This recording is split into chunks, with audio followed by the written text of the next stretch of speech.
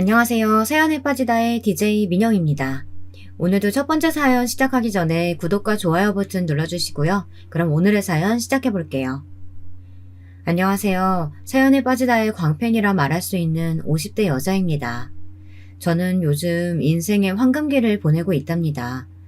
지금까지 제 인생이 많이 힘들었기에 감히 황금기라고 표현할 수 있을 것 같은데요.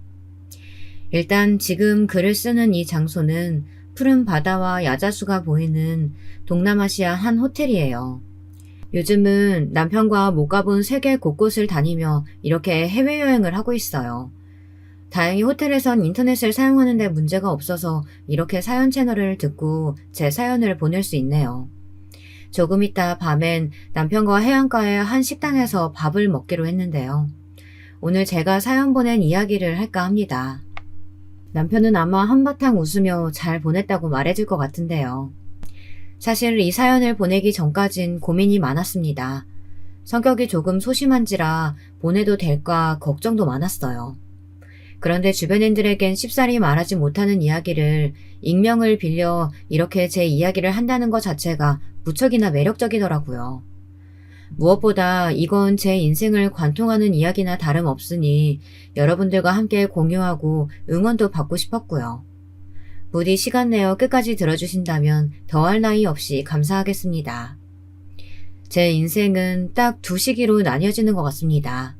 현재의 남편을 만난 시기와 만나기 전의 시기, 이렇게 두 개요.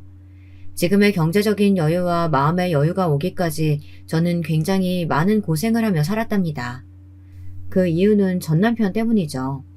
저와 비슷한 나이대의 여자분들이라면 공감하시겠지만 우리 때는 시집살이며 뭐며 참 힘들었죠. 저는 거기에 막말을 일삼는 남편까지 있었으니 더욱 그랬습니다. 그럼에도 제가 오랜 세월을 참고 살았던 이유는 전 남편이 처음부터 그러진 않았기 때문입니다. 남편은 결혼 전 무척이나 괜찮은 사람이었답니다. 제가 첫 아이를 낳고서 악몽이 시작되었죠. 첫 아이가 딸이라 시어머니께서 일단 마음에 안 들어 하셨는데 남편은 은근히 시어머니 편을 들었습니다. 처음엔 딸도 아들도 다 좋다던 사람이 갑자기 시어머니 말에 동조하더라고요. 그러면서 다음엔 반드시 아들이어야 한다는 말을 귀에 못이 박히게 됐습니다. 여기까진 참을 수 있어요. 그런데 둘째 아이가 딸이자 남편이 밖으로 돌기 시작했답니다. 그것에 대한 변명과 핑계를 모두 저로 돌리면서요. 네가 아들도 못 낳고 그러고 있으니까 내가 답답해서 그러는 거잖아. 그러니까 왜 여자 구실을 못하고 사는 건데. 우리 어머니한테도 재수로워 죽겠어. 우리 어머니는 당신 하는 짓거리들 모조리 마음에 안 든대. 당신 행동 굼뜬 것부터 시작해서 할 줄 아는 거라고는 집안일밖에 없는 거. 요리도 대충, 설거지도 대충. 그런 것들도 우리 엄마 성에 차지 않는 거라고. 거기다 당신이 또 우리 집을 얼마나 우습게 봐? 명절날 그렇게 3, 4일 전에 가자고 해도 굳이 명절 시작되면 가려 하고 말이야. 당신 우리 집안이 우스워? 당신이 이런 좋은 환경에서 편하게 사모님 소리 들으면서 사는 것도 다 우리 집 덕택이고 내 덕택이야. 고마운 줄 알고 살라고. 뭐라고요? 아니 그게 왜 내 탓이에요? 왜 못 나는 것도 내 탓이라면서 매일같이 잔소리에 대시는 당신 어머니도 진절머리나 죽겠는데 이제 집안일 가지고도 탓을 해요? 난 하루 내내 일하는 여자예요. 집안일에 육아에 당신이 한 번도 안 도와줬기 때문에 그거 다 내가 했다고요. 그리고 명절날이요. 명절날 일주일 전부터 가서 시댁에서 잡들이 당하면서 일 다 하는 여자가 어디 있어요. 나도 애 낳기 전엔 했죠. 애 낳고 그럴 시간이 있냐 말이에요. 당신 집안 잘난 거 알겠는데 나도 할 도리는 다 하고 살았어요. 그러니까 나한테 더 뭐라고 하지 말아요. 그리고 딸 낳은 게 뭐 죄예요? 당신은 왜 말을 바꿔요? 뭐야? 하여튼 못하는 소리가 없어. 야, 이 옆에 애야. 내 말 못 알아쳐먹냐? 아니 못 알아듣는 척 하는 거야? 딸 낳은 건 죄지. 우리 집 대를 이어갈 애가 없잖아. 내가 명색의 장남인데 대를 이을 장손이 없다고. 그놈의 장남 장손 지겨워 죽겠어요. 남편과 저는 결혼 생활 내내 이렇게 투닥거리곤 했습니다. 사실상 투닥을 넘어서 남편은 저에게 구박을 했고 저는 맞서 싸운 것이죠. 당하고 있지만은 않았습니다. 할 말은 해야 저도 속이 좀 풀릴 것 같아서요. 근데 이것도 한두 번이지 어느 순간부터는 싸움에 지쳐서 그냥 남편이 뭐라 하든 한 귀로 흘리고 목욕탕에 가 땀 빼고 동네 아줌마들 만나 소소하게 수다 떨고 그러는 게 마음 편하더라고요. 저 스스로 어떤 체념이랄까 그런 걸 한 것 같아요. 남편이란 사람에겐 믿을 구석이 애초에 없고 나도 저런 남편을 믿고 사는 건 바보 같은 짓이라고 그렇게 생각한 거죠. 그리고 저희 애들도 어느새 그런 저를 보고 자라서인지 제 아빠한텐 정을 못 느끼더라고요. 일말의 정도요. 아빠는 매일 바쁜 사람, 자기들한텐 관심을 안 보이는 사람, 딱 그거였어요. 어느 날은 제 첫째 딸애가 그러더라고요. 엄마, 나는 엄마랑 아빠가 이혼해도 좋아. 그래도 이해해. 이제 겨우 10살 된 애가 무섭게 고요한 얼굴로 저런 말을 하는데 그때 저도 어떤 다짐을 했던 것 같습니다.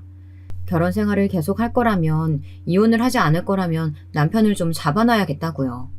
왜냐하면 남편의 행실이 너무나 바르지 않았기 때문이죠. 밖으로 돌던 남편이 어느 날 술에 취해 옷을 허물벗듯 벗고 자기 침대에 대뜸 누워버렸는데요. 한숨을 푹 쉬며 그 옷을 빨래 바구니에 집어넣으려는 찰나 립스틱 하나를 발견했답니다. 딱 봐도 색이 진한 게 술집 여자의 립스틱 같았어요. 그제야 남편의 셔츠 냄새도 함께 맡았는데 역시나 여자 향수 냄새가 짙게 풍겨오더군요. 아, 이 인간이 결국 사고 쳤구나. 이때 아주 강한 위기감을 느꼈습니다. 저는 남편을 미행할 것도 없이 바로 추궁했고 받아냈습니다. 남편의 자백을요. 너무나 순순히 내뱉은 자신의 잘못을 시인하는 그 말이 기가 막혔네요. 그래, 바람 폈다. 됐냐? 됐어? 이제 만족해? 아이고, 만족하는 표정이네.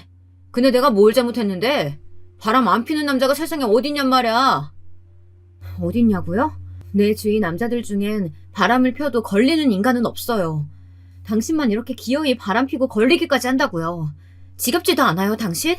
우리 딸 애들한테 아빠 노릇 못하는 것도 분해 죽겠는데 이젠 하다하다 여자까지. 당신 사람 맞아요? 당신이 인간이냐고. 이게 뭘 어쩌고 저째? 야, 너 지금 하늘 같은 남편한테 개기는 거냐? 뻗대는 거냐고. 네가 이혼 도장 찍고 싶어서 작정을 했구나. 저는 이 말에 그야말로 뒤로 넘어갈 뻔했답니다. 아, 내가 어째서 이런 무식하고 무책임한 인간을 만나 결혼까지 했을까 싶더라고요. 그래서 저는 곧발로 내질렀습니다. 아마 이때 저는 뭔가 답을 정해놓고 내뱉은 게 아니라 제 마음 깊은 곳에서 아주 오래전부터 하고 싶었던 말을 한 것 같았어요. 그도 그럴 것이 1초 만에 답이 나갔으니까요. 그래요. 이혼합시다. 나는 도저히 당신이랑 못 살겠으니까 내 애들 데리고 나갈 테니까 위자료 주고 갈라섭시다. 만족하죠? 나도 당신이랑 살 이유가 도통 없네요. 그런데 여기서 남편의 반응이 가관이었죠. 제가 막상 대놓고 세게 나가니까 이 인간이 전에 없이 당황하더라고요. 어버버거리며 다시 한번 말해보라는 둥, 진심이냐는 둥. 그러더니 갑자기 씻으러 들어가야겠다고 하더군요. 그리고 다음 날 아침 조용히 저 혼자 아침을 차려 먹고 나가더니 미안하다는 쪽지를 한 장 쓰고 나갔더군요. 거기다 시시때때로 동서와 비교하며 저를 구박했던 시어머니까지 가세했습니다. 얘야, 네가 이해해라. 남자들 원래 한 번씩 그런단다.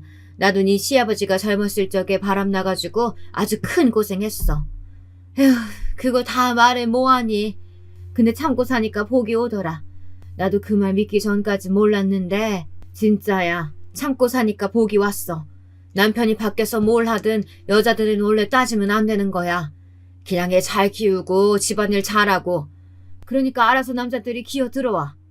늙으면 어차피 다 집으로 들어오게 돼 있거든. 거기다 우리 장남이 성정은 얼마나 순하고 착하니? 애가 회사 일에 치여가지고 스트레스 받고 하니까 잠깐 정신이 나갔던 게지. 금방 돌아온다. 걱정하지 말어. 정 불안하면 내가 달래봐. 어머님이 달래서 이게 될 일인가요? 아이들한테 본보기를 보여야 할 아빠가 그러고 다니는데 누가 참나요? 저는 못 참아요. 애들 생각해서 절대 못 그런다고요. 시어머니는 이런 식으로 저를 달래려 들더라고요. 저는 어이가 없어 한마디 톡 쏘아붙였지만 시어머니는 그마저도 다 이해한다는 식으로 저를 앉히고선 하루 종일 어르고 달래려 들었습니다. 자신이 사실 숨겨둔 땅이 있는데 그걸 네 명의로 해둘까 생각한다는 둥 딸애들도 나중에 다 공평하게 재산 나눠줄 거라는 둥 그런 말을 하면서요. 딸이긴 하지만 그래도 내 귀한 새끼들 아니니. 나도 우리 새끼들 다 소중해. 어차피 우리 장남 씨 받고 태어난 거면 다 같은 손주지. 물론 네 동서가 아들 낳아줘서 천만다행이긴 하지만 그래도 난 똑같이 재산 나눠줄 거다.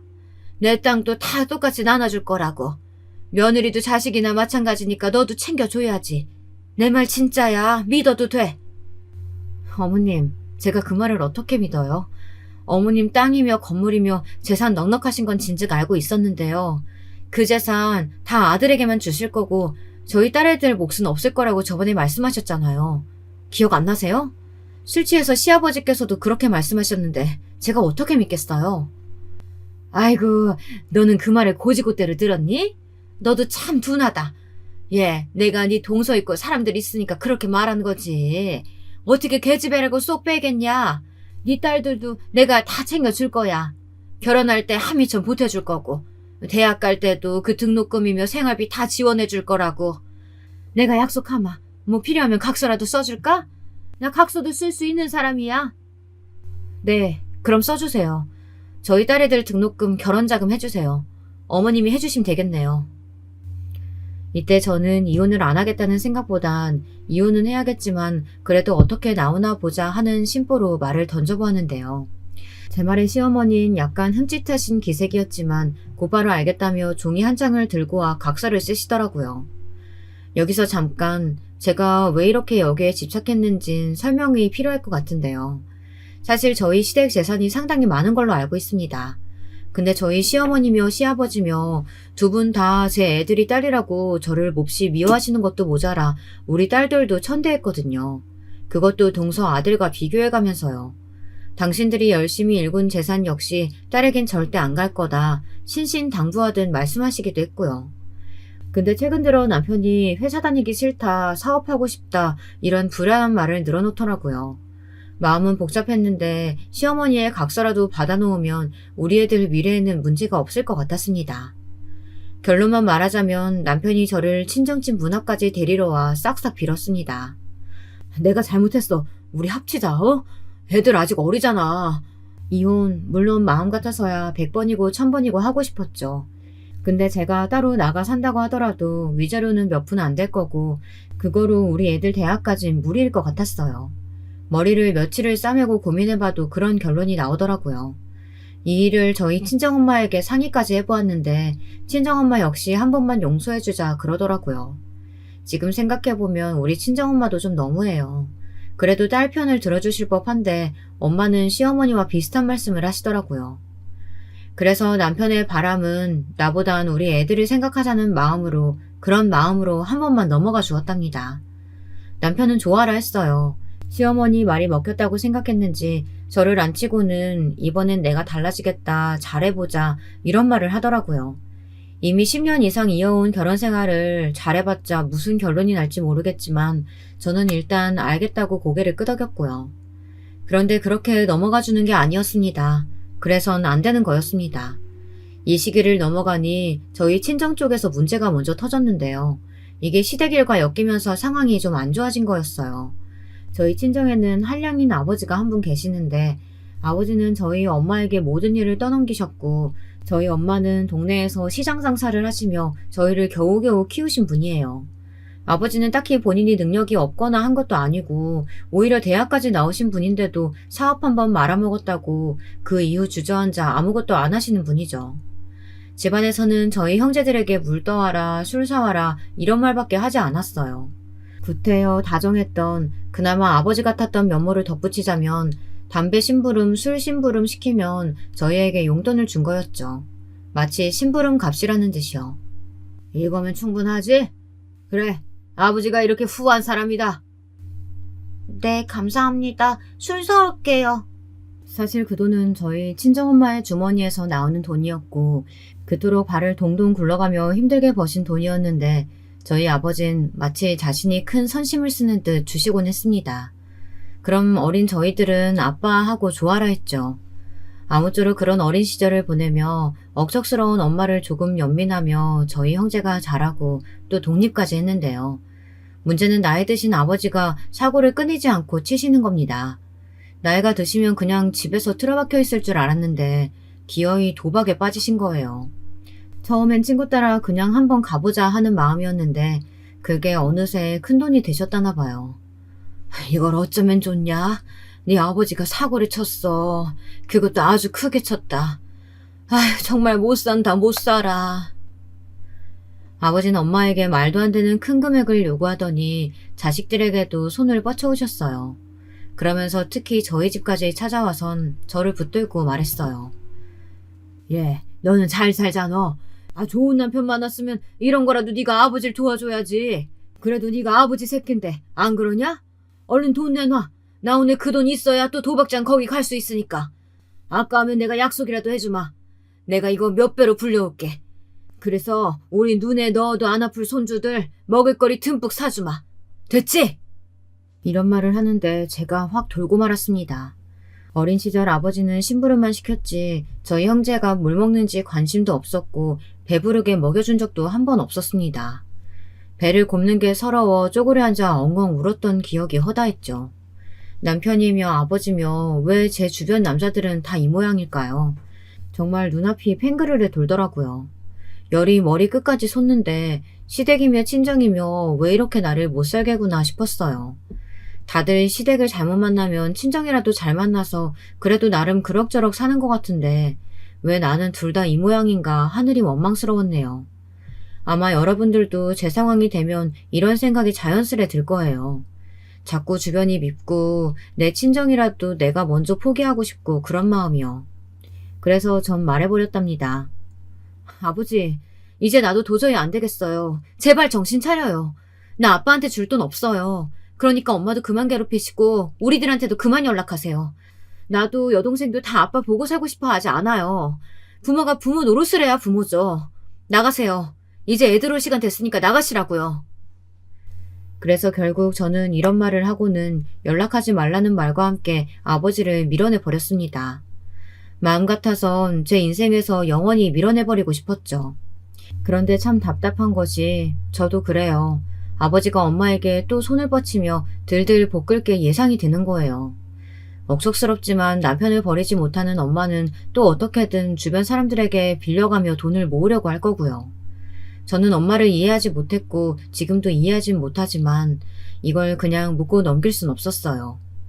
그래서 하루 종일 일해도 남는 거 하나 없는 어린 시절 내내 눈물을 뚝뚝 흘리던 엄마에게 가서 내가 아버지 돈 대줄 테니 이제 아버지와 갈라서시라는 말을 하고 말았답니다. 엄마, 내가 어렵게 돈 마련해서 주는 거야. 그러니까 엄마도 약속해. 아버지와 갈라서. 제발 우리 힘들게 하지 마. 나도 이런 말 하는 거 자식으로서 미안해. 근데 아버지 자식으로 사는 거 정말 힘들다. 그러자 엄마는 또 어떻게 그러냐며 그래도 딸밖에 없다고 고맙다는 말을 하시더라고요. 그렇게 제가 또 엄마의 눈물에 마음이 약해져 돌아서는데 그때부터 손이 좀 떨렸어요. 그 돈을 마련하는 데는 당연히 남편의 도움이 필요할 수밖에 없었으니까요. 저는 남편에게 이야기하기까지 상당히 많은 시간을 고민해야 했답니다. 늘 기세등등했던 시어머니는 요즘 저에게 빌빌대고 있고 남편은 겨우 바람기가 잠재워져 집에 꼬박꼬박 들어오고 있었는데 제가 돈을 요구해봐요. 어떻게 될까요? 뻔했죠. 하지만 뻔한 결론이라 할지라도 제겐 방법이 없었어요. 그래서 남편에게 말을 했고 역시나 남편이며 시어머니며 길길이 날뛰었답니다. 남편은 너네 친정 식구들은 다 왜 그 모양이냐며 심한 말을 했고 시어머니는 명절날 제가 열심히 일하는 남편의 등골을 빨아먹는다고 대놓고 욕을 하셨어요. 저는 하루 종일 기름을 묻혀가며 전을 부치고 난리를 쳐댔는데도 말이죠. 너는 내가 처음 만났을 때부터 알아봤다. 딱 봐도 우리 집에 쥐뿔 도움도 안 될 게 들어오겠구나. 내가 널 만났을 때 그 생각을 했지. 그 소만한 눈망울을 보면서 제가 저런 불쌍한 눈을 하고 우리 아들 돈을 야금야금 훔쳐먹겠구나. 그런 생각을 했는데 아이고 이게 이렇게 또 예감이 맞아떨어지네. 어쩜 이럴 수가 있다니? 너 입이 있으면 말해봐라. 뭐 삼촌? 니네 친정에 삼촌씩이나 줘야 한다고? 삼촌이 무슨 애 이름이야? 동네 개 이름이야? 그 돈 네가 벌어라. 벌어서 네가 갖다 주라고. 그러면서 시어머니는 제게 손이 없냐 발이 없냐 등등 하자 있는 년이라는 욕설까지 해대셨습니다. 그때 그런 모욕적인 말을 들으면서 저는 참 캄캄했습니다. 마음이 너무 캄캄하고 막막해서 저도 모르게 눈물이 죽죽 흐르더라고요. 자존심은 지키고 싶었는데 그럴 수가 없었답니다. 남편은 옆에서 제 편을 들기는커녕 그냥 민망한지 헛기침만 해대고 있더라고요. 아이 엄마 그만해. 됐다. 말해봤자 뭐해. 모르고 결혼한 것도 아니고. 이런 말이나 하면서요. 제가 그렇게 속절없이 눈물을 훔치고 있자 시어머니는 또 자기를 나쁜 사람 만들려 한다며 이젠 요망한 년이라는 욕설까지 하셨고 우리 딸애들은 시어머니에게 그러지 말라며 맞서 싸웠습니다. 할머니, 우리 엄마 잘못한 거 없어요. 엄마한테 그만 못되게 굴어요. 맞아. 할머니가 자꾸 그러면 우리 할머니 댁에 안 올 거예요. 할머니 나쁜 사람이에요. 딸애들은 이미 전부터 시어머니를 증오하기 시작했습니다. 시어머니의 시자만 나와도 치를 떨어했어요. 자기는 할머니가 없다고 밖에선 그렇게 말을 하고 다녔더랬죠. 저도 굳이 말리진 않았습니다. 못했어요. 저라도 제 엄마가 그런 취급 당하고 있다면 할머니가 없다고 생각하는 편이 더 마음이 편할 것 같았거든요. 근데 그때는 애들이 저렇게 시어머니와 싸움을 하고 있다는 게 너무 서러워서 그냥 그만하라고 말리고만 있었습니다. 어머님, 애들도 있고 여기까지 하세요. 그만하시라고요. 너희들도 그만해. 저희 가볼게요. 얘들아, 짐 챙겨라 얼른. 가긴 어딜 가? 당장 무릎 꿇고 앉아. 니들도. 이년들이 어디서 기수에게 대들고 지랄이야? 입 안 닥쳐? 어디서 간성교육을 그따위로 받아가지고서는? 하여튼 지 애미 닮아서 그러지. 어? 정말 너무하죠. 자기 소녀한테 저럴 수 있는 할머니가 세상 천지에 있을까요? 저는 이때 너무 기가 차서 마구 쏘아댔습니다. 도저히 참을 수가 없더라고요. 어머님, 저한테 그러시는 건 그러려니 해도 제 딸들한테까지 뭐라고 하시면 가만히 안 있을 거예요. 어머님 어떻게 소녀들한테까지 그러세요? 아무리 그래도 이건 경우가 아니죠. 뭐야? 네 따위가 뭐라고? 어디서 경우를 남발하고 있어? 싸워보자는 거야? 해보자는 거야? 그런데 이때 예상치 못한 일이 벌어졌습니다. 갑자기 이 상황을 보고만 있던 두 사람이 판에 끼어들기 시작했습니다. 바로 여기서 유일하게 제 편을 들어준 어른이었어요. 바로 동서와 동서의 남편 서방님이었습니다. 동서는 시어머니에게 아들을 안겨준 사람이었고 또 서방님처럼 잘난 사람이었습니다. 서방님은 태초부터 머리가 남달라 학창시절 내내 줄곧 전국 석차 안에 들다가 좋은 대학에 가 교수로 재직 중이었어요. 동서도 서방님처럼 고학력자에 박사학위까지 있는 여자였습니다. 그런데 이 두 사람이 제가 너무 구박을 받고 있으니 불쌍해 보였는지 두 손을 걷어붙이면서 말리더라고요. 저는 너무 놀랐어요. 어머니, 형수님한테 왜 이렇게 가혹하세요? 막말로 형수님이 지금까지 형 하는 거 참고 보고 살아준 게 얼마나 대단한 일인데요. 아이도 형수님이 다 키우시고 늘 명절날마다 형수님이 얼마나 고생하시는 거 모르는 사람 있나요? 명절이며 엄마 생신이며 형수님이 다 챙겨드렸잖아요. 이번 친정권도 처음 부탁하시는 거라면서요. 그만하세요. 저희가 더 민망해 죽겠어요. 네, 어머님. 이 말이 맞아요. 조심스럽지만 어머님 하시는 말이 너무 과하신 것 같아요. 저도 여러 번 말씀드리고 싶었는데 이제야 말하네요. 한 번도 자기 주장을 입 밖으로 내뱉지 않던 사람인데 동서마저 저를 위해 나서주니 그때 처음으로 고맙다는 마음이 들었습니다. 지금까지 얌전히 입만 다물고 있어 조금은 얄밉기도 하고 서운하다는 생각도 들었는데 말이죠. 거기에 저도 힘입어 다시 말을 하게 되었답니다. 네, 어머니. 저도 이제 들을 만큼 들은 것 같아요. 귀딱지에 피가 안 치겠어요. 서방님 말 맞다나 저 남편한테 못한 거 없고 집안일에 뭐 하나 소홀하게 한 적 없어요. 그러니 돈 갖고 제발 그만 사람 누르세요. 그 돈으로 사람 누르는 행동들 어머님 손녀 손자들이 보면 뭐라고 생각하겠어요? 그런 건 생각도 안 하세요? 시어머니는 자기 아들을 포함해 믿었던 둘째 며느리의 저까지 모두 그런 식이니 뭐라고 대꾸를 못하더라고요. 약간 멍한 표정으로 입술을 달싹이는데 기분이 꽤나 통쾌했답니다. 남편도 여기서 떨떠름한 표정만 지을 뿐 뭐라 말을 못했고요. 나중에 동서는 저를 따로 불러 이런 말도 하더라고요. 형님, 그동안 저한테 많이 섭섭하셨죠? 죄송해요. 저도 어머님한테 아닌 건 아니라고 정정하고 싶은데 어머님 성격이 또 워낙에 무서워서 말을 제대로 못했어요. 제가 구태여 말을 하는 게 또 어떻게 보면 형님 입장에선 자존심 상하실 것 같기도 하고요. 제 딴엔 여러 생각들 하느라 용기가 없었네요. 죄송해요, 형님. 지금까지 시어머니가 하신 모든 언행들 정말 지나치셨어요. 근데도 나서지 못해 죄송해요. 동서에게서 사람 냄새가 난다고 느꼈던 건 처음이었습니다. 진심 어린 말투로 미안하다는 마음을 전하는데 저는 아니라고 괜찮다는 말로 응수해 주었습니다. 시어머니 잘못이지 동서 잘못은 아니니까요. 그리고 서운한 마음이 다 풀렸답니다. 시어머니에게 당할 뻔한 걸 그렇게 동서가 구해주고 나선 저도 마음이 열렸죠. 동서와 거리낌 없이 대화할 수 있게 되었습니다. 동서도 내심 저에게 다가오고 싶었는데 이번 일로 친해질 수 있게 되어 반가워하더라고요. 처음으로 시댁에 믿을 만한 사람이 생긴 기분이었답니다. 동서 고마워. 입장 바꿔 동서가 그런 상황이었어도 내가 나서줄 수 있을까 싶은데 고마워. 이 은혜는 평생 잊지 않을게. 나도 이번 일로 동서와 친해지게 된 것 같아서 기분이 좋네. 아니에요, 형님. 저야말로 감사해요. 앞으로 서로 자주 연락하고 지내요. 물론 이 일로 남편과는 무진장 싸우게 되었는데요. 남편은 적반하장이었습니다. 진심으로 자기가 뭘 잘못했는지 모르더라고요. 당신 꼭 그걸 시어머니에게 전달해서 날 개망신 줘야 했어? 그게 마음이 편해? 당신 딸들도 보는 앞에서 난 그런 말을 들어야 했어. 당신 시어머니나 당신이나 도대체 생각이 있는 거야? 아니 그럼 엄마가 캐무는데 나보고 어쩌라고.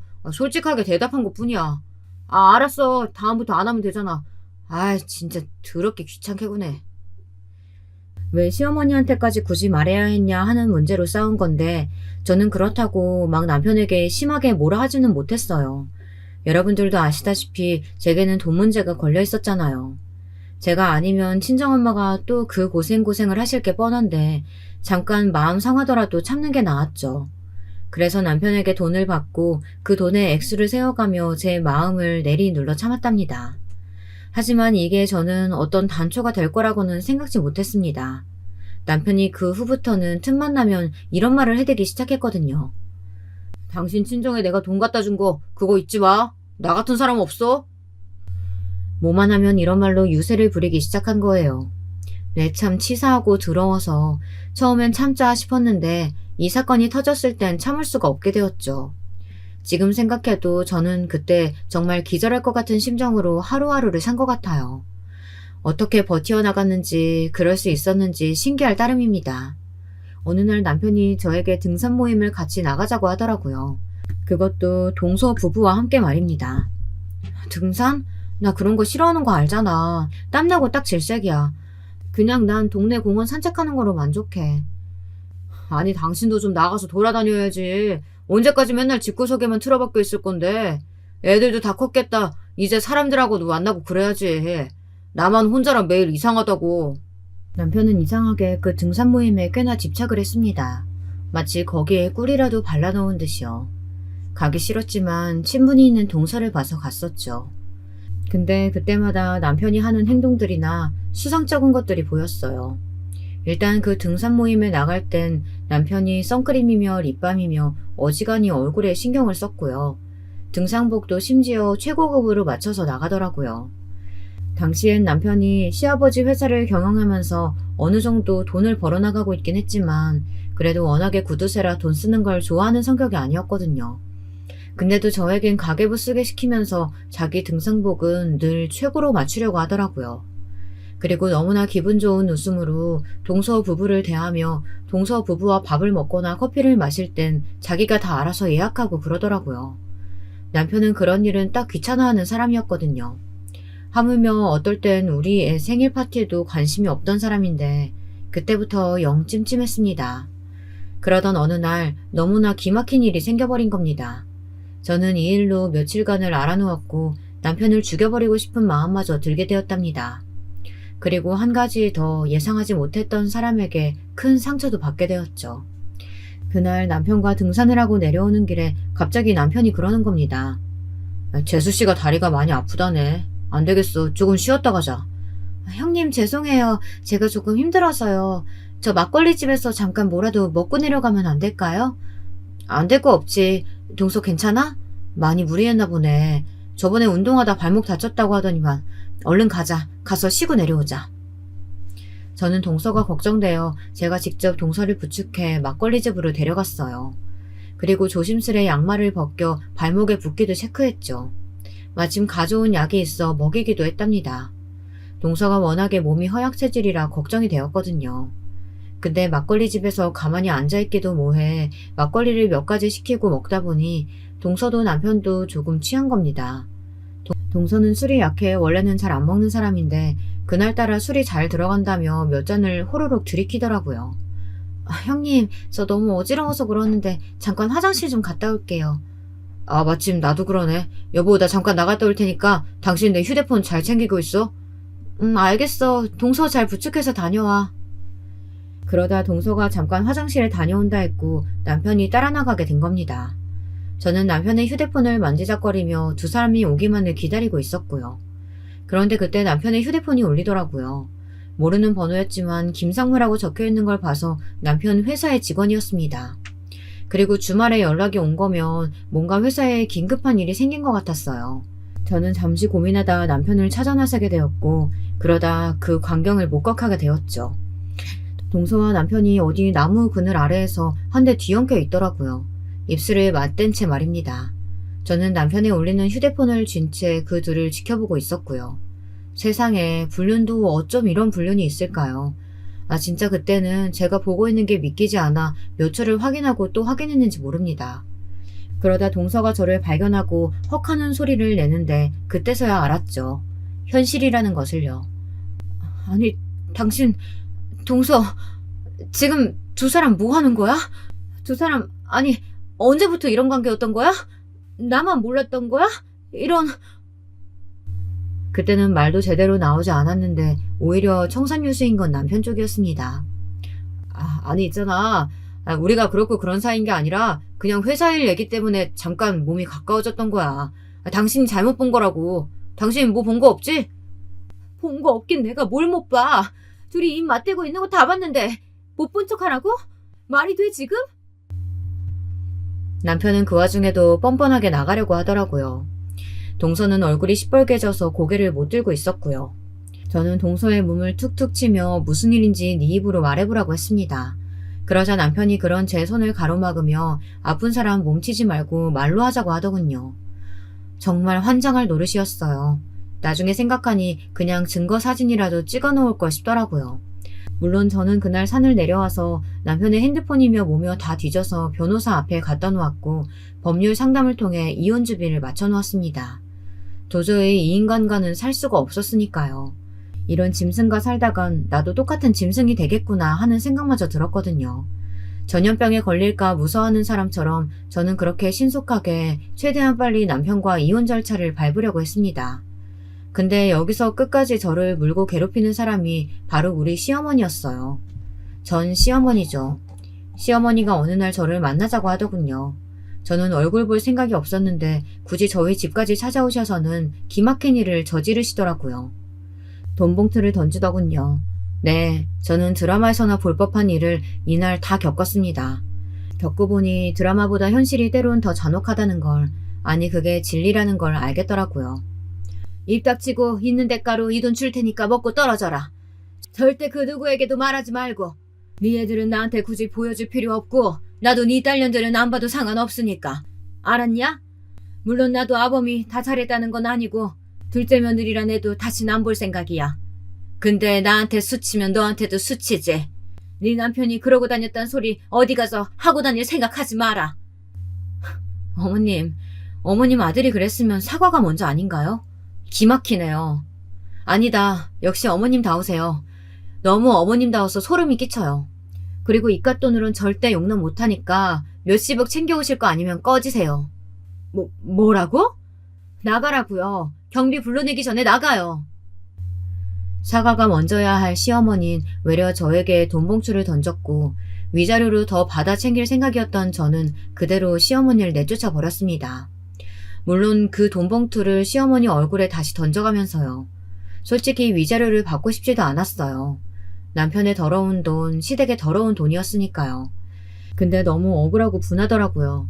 내가 당한 갖은 수모가 조용히 애 키우며 참고 당하고 살았던 세월이 조금이나마 돈으로 환산되어야 속이 풀릴 것 같더라고요. 동서는 제게 연락하지 않았습니다. 정확히 말하면 형님 죄송합니다. 이 문자 하나 덜렁 보내고 말았죠. 그나물의 그 밥이었어요. 어떻게 자기 식구와 바람을 피울 생각을 할까요? 저는 너무 끔찍해 진짠머리가 쳐졌고 어찌됐든 최대한 빨리 이혼 소송을 마무리하기 위해 노력했습니다. 저희 친정엄마도 이때는 정말 남편이 미쳤다 싶은지 더 이상 이혼을 말리지 않으시고 최고로 좋은 변호사 쓰라며 비용을 많이 대주셨어요. 덕분에 저는 위자료 치고 꽤나 많은 돈을 받으며 이혼을 했죠. 하지만 그렇다고 제 분이 다 풀리는 것도 아니었고 상처가 위로받는 것도 아니었어요. 남편은 그렇다 치고 그 일이 있기 전 저녁까지 동서의 생일 선물을 뭘 사줄까 고민했던 제 스스로가 너무 한심스러웠거든요. 동서에게 깊은 정을 느꼈던지라 상처가 컸습니다. 그리고 저는 남편과 이혼 후 위자료로 무엇을 할까 하다 봉사활동을 하기 시작했습니다. 사실 돈을 딸 애들 대학 학비를 보탤 생각이었지만 애들이 다 장학금을 받고 학교를 다니기 시작하더라고요. 이런 집안 환경 속에서도 꿋꿋이 자라준 게 참 죄스럽고 고마울 따름이었죠. 저는 딸들 덕에 그 돈을 봉사단체에 꾸준히 기부하며 간간히 고아원이며 그런 곳을 돌아다니며 봉사를 했어요. 갑작스레 왜 봉사냐 하실 수도 있겠지만 모르겠어요. 그때 제 마음이 무척이나 허했었는데 딸 아이들의 말도 그 무엇도 와닿지 않았던 때 제가 정기적으로 후원하던 고아원의 수녀님들이나 아이들 웃음소리가 참 듣기 좋았거든요. 거기에 있으면 제가 환영받는 기분이었고 마음이 놓이는 기분이었어요. 그래서 저도 모르게 거기에 앉아 마음을 가라앉히고 그런 셈이었죠. 또 좋았던 건 정신없이 봉사하다 보면 시간 가는 줄을 모르는데요. 그렇게 시간이 빠르게 흘러간다는 것이 좋았어요. 시간이 약이란 말이 있듯 제 상처도 그렇게 아물어가길 바랬기 때문이죠. 그러다 제 현재의 남편을 만나게 되었습니다. 이 사람도 저처럼 봉사활동을 하는 사람인데 정말 신기하게도 저와 비슷한 아픔을 가진 사람이었습니다. 봉사를 시작하게 된 계기도 그랬고요. 이 남자의 부인이 사치며 모며 돈을 마구 쓰대어 싸움이 잦아지던 중 자기 친구와 바람이 난 것을 보았었다고 하더라고요. 그 이후로는 완전히 정이 떨어져 애들이고 뭐고 이혼하자고 말했던 거고요. 그래도 애들은 내가 데려왔어요. 그 사람한테 가면 애들이 어떻게 될지 모르고 무서워서요. 참 아직도 잊혀지지가 않네요. 어떻게 내 친구랑 그런 생각을 할 수 있는지. 짐승이나 다름없어요. 현 남편은 전부인을 믿지 못해 애들도 자기가 데려왔어야 했다고 하더라고요. 여러모로 책임감이 강한 사람이었습니다. 많이 이 사람을 겪지 않아도 봉사활동하는 모습이나 아이들을 대하는 모습을 봐도 금방 알 수 있었어요. 그렇기에 이 사람과 제가 5년 정도 서로 조금씩 대화하며 가까워져 가다 우리 한번 만나보지 않을래요? 라는 말에 제 가슴이 덜컹한 것 같습니다. 저도 모르게 받아들이고 싶다는 생각이 솟았죠. 외로워서 만나보고 싶다는 감정이 아니라 이 사람이 너무 좋아서 놓치고 싶지 않은 그런 마음이 컸습니다. 그리고 그 시기 친정엄마가 아프시게 되면서 저도 나중에 늙게 되면 누가 나를 보살펴줄까, 누가 나와 함께 있어줄까 이런 고민을 많이 하게 되었거든요. 반려자에 대한 생각이 있었기에 이 사람을 선택했던 거죠. 다행히 딸들은 좋아했어요. 몇 번 만나보더니 엄마를 믿고 맡길 수 있겠다고 하더라고요. 다만 저는 현 남편의 재력에 대해선 전혀 모르고 있었어요. 결혼 전까지요. 차가 외제차인 것을 보고 잘 사는 축에 속하겠구나 정도로만 인식하고 있었죠. 근데 남편의 자식들도 만나고 살림을 합치고 난 후 알고 보니 남편은 꽤나 대단한 사업가였습니다. 외국을 상대로 많은 사업을 벌리는 사람인지라 저도 남편 회사 이름을 듣고 잘 몰랐던 건데 나중에 딸들이 호들갑을 떨더라고요. 엄마, 내가 인터넷에서 찾아봤는데 정말 유명한 회사래. 다행이야. 엄마가 좋아하니 반대할 생각은 없었지만 사람은 좋아도 혹시 다른 면에서 엄마 고생시킬까봐 불안했었는데. 저는 애당초 지금 남편의 재산에 크게 관심도 없었고 그냥 우리 노후에 비참하지 않을 정도로만 살면 그만이라고 생각하고 있었어요. 그런데 결혼 후 달라지는 것들이 많아지면서 경제적 여유가 뭔지 체감을 하게 되더라고요. 그리고 신기한 것은 경제적 여유가 생기니 마음의 여유도 같이 따라왔고요. 게다가 지금의 남편은 전 남편처럼 제게 가계부를 쓰라는 말도 한마디도 하지 않았고 오로지 카드 한 장을 주며 한도 없이 넉넉하게 쓰라는 말만 했거든요. 제가 제 옷이나 그런 물건들을 많이 사는 성격이 아니긴 하지만 딸들 건 사주고 싶었는데 괜히 눈치가 보여 카드를 못 쓰고 있으면 자기가 호탕하게 사주기도 했습니다. 그런 배려와 센스 같은 것들이 좋았어요. 제가 민망해할까봐 제가 염려하는 부분들을 미리 먼저 체크해서 딸들에게 잘해주고 저에게도 잘해주고 이런 모습들이요. 남편은 사업적으로는 날카로웠지만 집에선 공 같은 면이 있는 사람이었어요. 반찬 투정도 없었고요. 힘들면 가정부 아주머니를 두어도 괜찮다는 말을 자주 하곤 했는데 저는 사람 부리는 성격도 못 되고 괜히 제가 불편해질까봐 혼자 전원주택을 열심히 관리하고 살림도 하며 그렇게 남편과 평화로운 시간을 보내었습니다. 너무 행복한 시간이고 신기하게 느껴지기도 하는 삶이었죠. 늘 쪼들리고 힘겹게 살아야 했던 시기에서 벗어나 완전히 여유를 찾아 그저 사랑하는 사람과 함께 여생을 보내는 삶. 제가 꿈꿔왔던 삶이었지만 이렇게 누리고 보니 너무나 행복했습니다. 이런 게 진정한 자유이고 행복이구나 생각했어요. 딸들도 제 웃음을 보고 같이 행복해했습니다. 그런데 최근에 이 일이 생긴 겁니다. 여기서 제가 일이라고 하면 짐작하실 분이 계실까요? 전 정말 꿈에도 다시 만나고 싶지 않았는데 사람 인연이 왜 이리 기묘한 건지 그 넓은 한국 땅에서 만나시더라고요. 그 사람을요. 바로 제 전남편을. 그것도 저희 집 앞 마트에서 만난 겁니다. 제가 채소 칸에 가서 이것저것 고르고 있는 참이었어요. 남편이 채식을 많이 하는 편이라 채소는 그날그날 싱싱한 걸 고르곤 했는데 딱 마트에서 세일을 하더라고요. 여기 마트는 가격에 상관없이 다 싱싱한 편이라 이왕이면 최저가 채소를 찾고 있었는데 갑자기 어디선가 목소리가 들려오는 겁니다. 뭐야 너? 아이고 네가 어떻게 여길. 참 인연도 웃기다. 얼마만이냐? 한 10년 만인가? 참나, 너는 그 나이 먹도록 그러고 사는 거야? 전남편이었습니다. 전남편은 제 손에 들려있던 채소를 보더니 그러더라고요. 너도 참 나이 먹었으면 여유롭지 못해도 그러고 살지 말지. 아직도 구질구질하게 사는 거냐? 아무리 그래도 잘 살길 바랬는데 꼴이 그게 뭐냐? 다 말라 비틀어진 깻잎 들고 있다니. 네 꼴이 딱 그 꼴이다. 불쌍하다. 네 인생이 불쌍해. 내가 다시 걷어줄까? 아, 근데 다시 걷어주고 싶어도 그러기가 싫다. 저를 말라 비틀어진 깻잎에 비유하며 제 꼴을 비웃는데 너무 우습더라고요. 전 남편은 과한 금목걸이며 금시계에 배불뚝이 배에 제가 상상한 그대로였거든요. 이젠 안 부러울 거 없이 사는 제게 그따위 말을 하고 있으니 순간 저도 반박할 말을 찾고 있는데 남편이 나타났어요. 남편은 과자칸에 있었는데 제가 어떤 남자와 대치하고 있으니 그게 이상했는지 다가와선 당신 여기서 뭐하고 있어? 하고 묻더군요. 근데 여기서 참 웃기는 일이 일어난 겁니다. 절 비하했던 전 남편이 제 남편을 보고는 갑자기 허리를 90도로 꺾더라고요. 사모님이셨구나. 몰라 봬서 정말 죄송합니다. 뭐? 남편은 전 남편을 보곤 씩 웃으며 최 대표가 여기는 어쩐 일이야? 하고 자연스레 말을 섞었습니다. 대표라는 호칭을 썼지만 누가 봐도 남편이 위고 전 남편은 남편 아래에서 일하는 사람이었죠. 저 잠깐 마트에 들려서 소주 하나 사려고 했어요. 맞다, 최 대표. 소주만 먹는다고 했지? 양주는 입에 안 맞는다고 했나? 비싸서? 네, 먹기가 아까워서요. 대표님 기억력도 좋으시네요. 사실 시댁의 회사가 많이 꺾인 건 저도 알고 있었습니다. 보는 눈이 있고 듣는 귀가 있으니까요. 겨우 명맥을 유지하는 회사이니 어떻게 지내고 있었는지 궁금하긴 했는데 이렇게 지내고 있었더라고요. 최저가 소주를 사면서요. 근데 기이했죠. 남편이 전 남편의 얼굴을 모를 리 없었어요.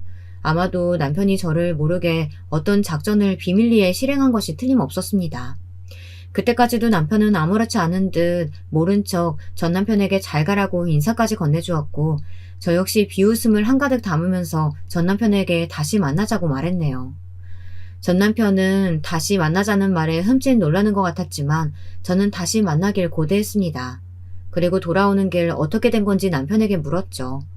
그러자 남편이 그제야 모든 사정을 설명해 주더군요. 사실 당신 전 남편에 대해서 조사를 좀 해봤어. 뭐하고 사는지 궁금해서 말이야. 저번 날에 당신이 취해서 했던 말 기억 안 나지? 당신 취하면 잘 기억을 못하니까. 근데 나는 그 말을 잊을 수가 없었어. 당신이 전 남편한테 당했던 일들, 그것들 상세히 말해주면서 울었어. 근데 내가 이 새끼를 가만히 둘 수가 있어야지. 그래서 뭐하고 지내나 알아나 보자 해서 사람을 시켰는데 글쎄 기가 막히게 내가 하려는 사업 안에 들어와 있는 거야. 당신 전남편 사업체가 말이야. 뭐 구멍가게 수준이긴 했지만 내 밑에서 부려야겠다 싶었지. 당신 복수 내가 해주려고. 뭐라고요? 근데 이렇게 만날 줄은 예상 못했네. 당신 놀라지 않게 천천히 말해주고 싶었는데. 저는 잠시 멍해져 있었습니다. 그러니까 저도 기억나진 않지만 제가 술 취한 저번 날 밤 남편에게 시댁과 전 남편에 대해 말했나 봅니다. 원래 기억하고 싶지 않은 건 까먹으려고 하는 편이고 남편에게도 전 남편의 일을 상세히 말하지 않았었거든요. 그런데 그날 밤은 결혼기념일이라 술이 과했던 날이었고 남편에게 다 말해버린 거였죠. 생각도 못했네. 당신이 이런 일을 벌였을 줄은. 그래도 고마워요. 당신이 내 복수 대신해준다니까 뭐라 말해야 될지 모르겠지만 위로받는 기분이네. 고마워요. 저는 고맙다는 말로 이 벅차오르는 마음을 대신했습니다. 사실 여러 기분이 들었습니다. 굽신거리는 전 남편, 그 위에서 뻣뻣이 고개를 들고 있는 남편, 그 옆에 저. 완전히 전세가 역전된 모양새였습니다. 늘 전 남편은 제 위에 군림하려 들었고 저를 애 키우는 여자 그 이상 이하로 취급하지도 않았는데 이제는 제가 그 위에 있었죠. 그 후 저는 일부러 전 남편과 식사를 몇 번 하려고 연락을 시도했는데 제 연락은 받지 않더라고요. 못 받는 거겠죠. 대신 이런 말을 남겼습니다. 제 남편을 통해 사모님에게 너무 미안하고 잘못한 게 많으니 꼭 용서해 주셨으면 좋겠다라는 말을요. 글쎄요. 이 사람이 정말 반성하고 있을까요? 전 아니라고 생각합니다. 시든 깻잎을 바라보며 비웃었던 걸 생각하면요. 하지만 그럼에도 전 흘려보내고 오늘을 잘 지내고 있답니다. 너무나 행복해요. 요즘 이렇게 곳곳을 다니며 과거의 기억을 되짚기도 하며 좋은 음식 먹고 휴식하는 것이 말입니다. 아마도 과거가 너무 힘들었기에 현재가 더 값지게 느껴지나 봐요.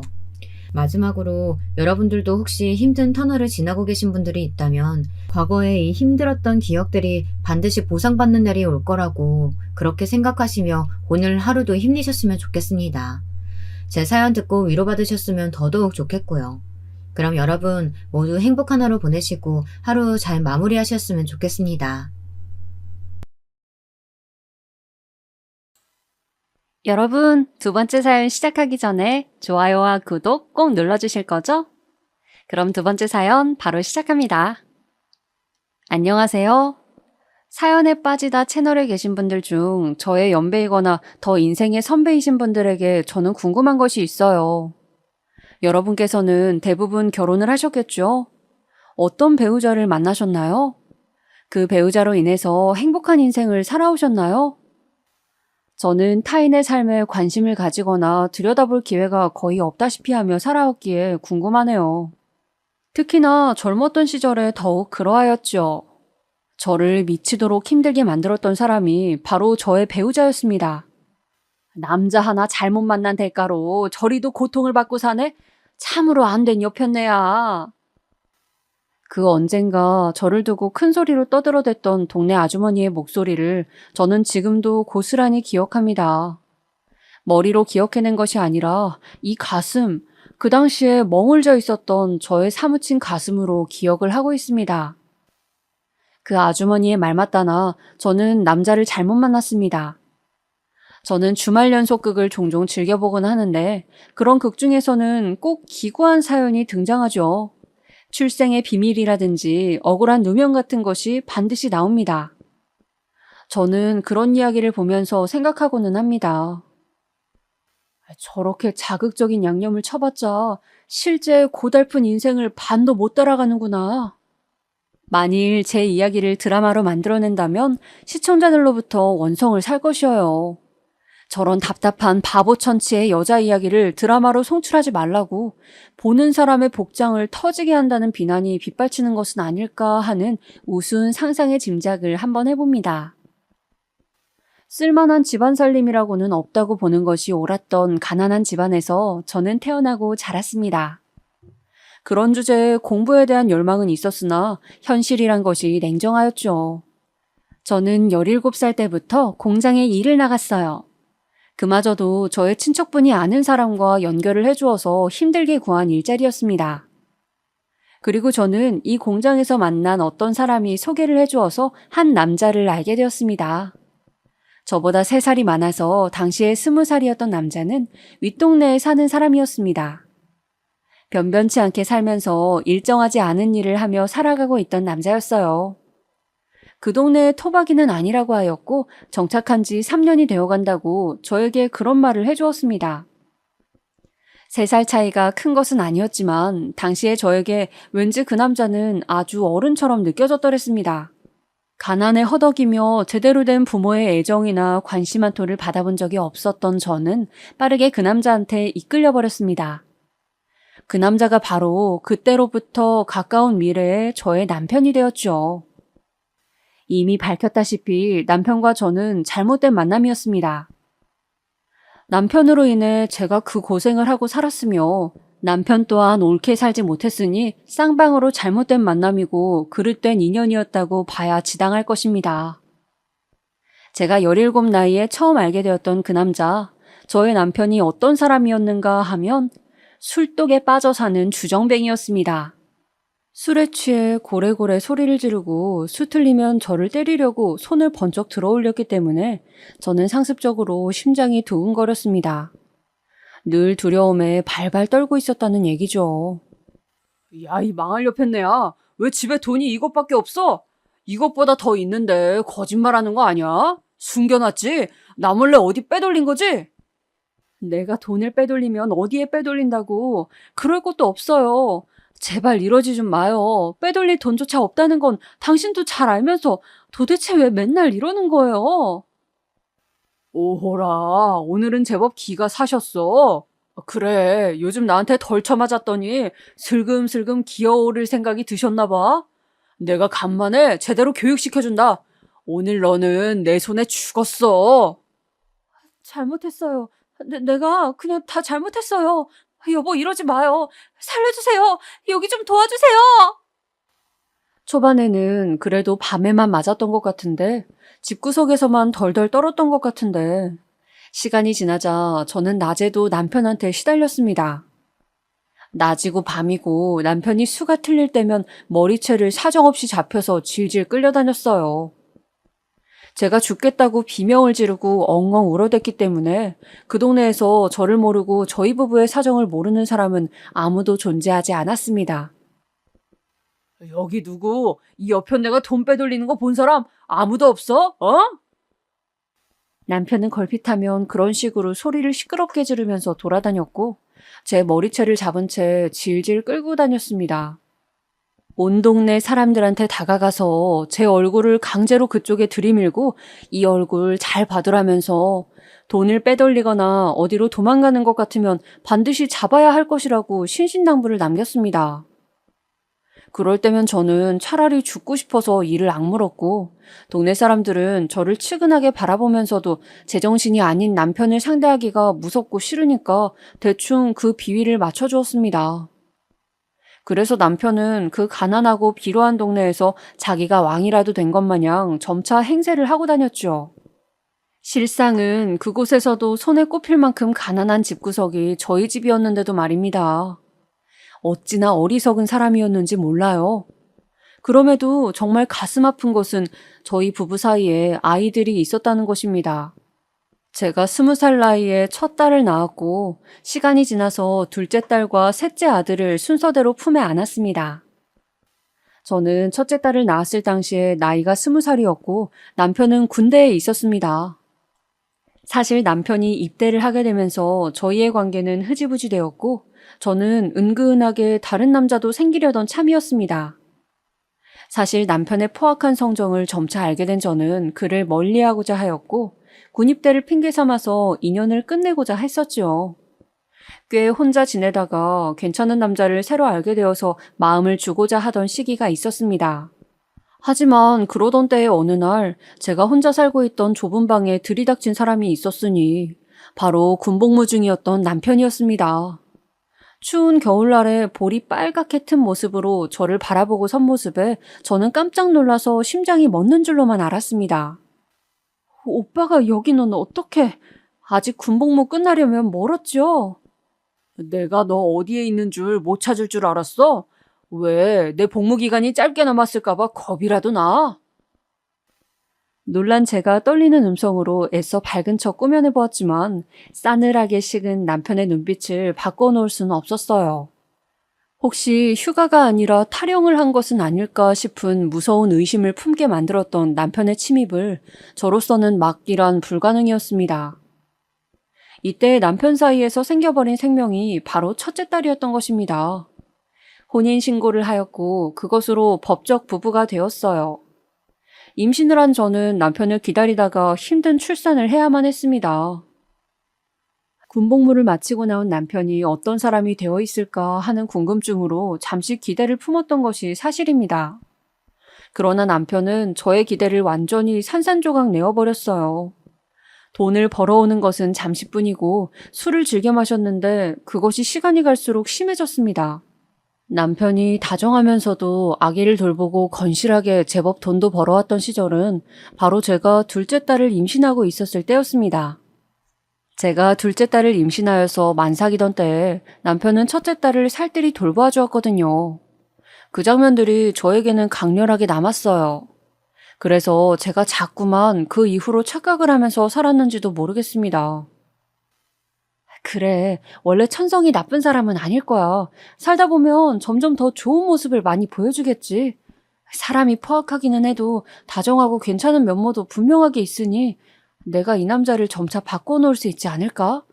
자기 가정을 돌보면서 책임감이라는 것이 계속 생겨날지도 모르는 일이고 말이야. 이런 희망 고문을 저는 스스로에게 자꾸만 하고 말았습니다. 그러나 갓난아기였던 셋째 아들을 품에 안고 첫째와 둘째를 돌보면서 홀로 좁은 집을 지켜서 살림을 하고 있었을 때 저는 제가 그릇된 판단으로 계속해서 비극을 만들어내고 있을지도 모른다는 짐작이 들어서 무섭고 슬퍼지고 말았습니다. 희망 고문이 언제까지 소용이 있을지 장담이 없었죠. 하지만 내 남편이 바뀔 수 있다는 그런 희망을 품지 않으면 나는 이제 하루라도 버틸 수 없는 걸. 저는 서글픈 생각으로 자주 눈물을 지었고 그런 제 눈물을 고사리 손으로 닦아주는 자식들이 있어서 그나마 위안으로 삼았습니다. 하지만 앞서 말씀드렸다시피 세월이 좀 더 지나자 남편은 술에 온 이상을 저당 잡힌 개가 되었습니다.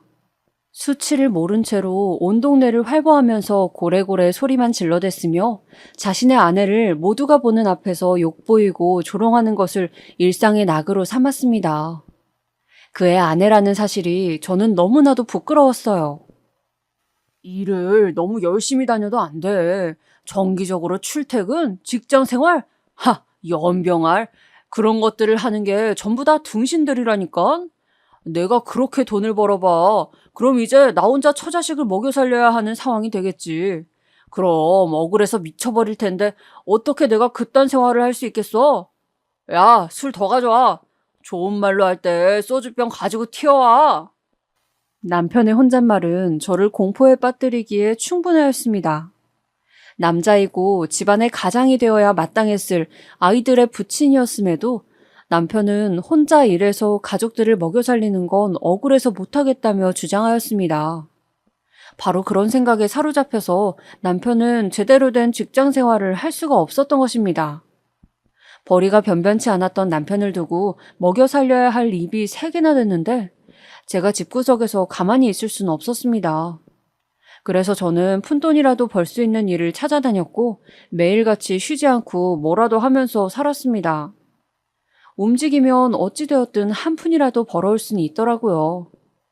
저는 애들을 보살펴가면서 힘들게 적은 돈이 남아 벌어왔건만 남편은 황당하게도 자기 술값에만 돈을 쓰는 것도 모자라서 애들한테 일절 용돈을 주려고 하지 않았습니다. 어떻게 애들 아빠가 되어가지고선 어쩜 그럴 수가 있어요. 옷 사입히라는 돈은 이제 바라지도 않아요. 애들 간식 하나 사 먹으라고 돈 한 푼은 직접 쥐어줄 수 있는 거 아니에요? 이래가지고 애들이 자기 아빠를 보면서 뭘 배우고 뭘 기대하겠냐고요. 당신은 우리 자식들이 불쌍하지도 않은 거야? 뭐라고? 불쌍? 불쌍? 세상에서 제일 불쌍한 사람이 바로 여기 있는데 바로 내가 제일 불쌍한 사람인데 지금 누구 앞에서 누구들이 불쌍하다고 하는 거야.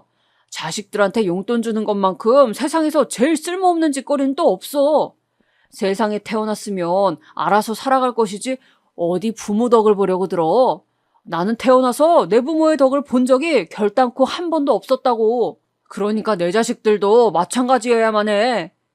어쩜 그렇게 자기 자식들에 대해서 매정하다 못해 아예 무관심할 수 있었나 싶었습니다. 본인이 부모의 사랑을 못 받았고 아무런 덕을 받지 못하고 살아왔다고 하여도 자기 핏줄한테만큼은 그 굴레를 물려주지 않고 싶어 하는 게 부모의 본능 아닌가요? 적어도 저는 그리 생각하였습니다. 저도 남편과 다를 바 없이 찢어지게 가난한 집안에서 태어나 외롭고 힘들게 자라왔지만 제 자식들만큼은 다른 삶을 살았으면 하는 열망과 바람이 자연스레 피어올랐으니까요. 하지만 남편은 저와 달랐습니다. 늘 술 냄새를 풀풀 풍겨대면서 자식들이 보는 앞에서 저를 괴롭히며 구타를 하였어요. 그것도 모자랐는지 애들을 직접 때리기도 하였습니다.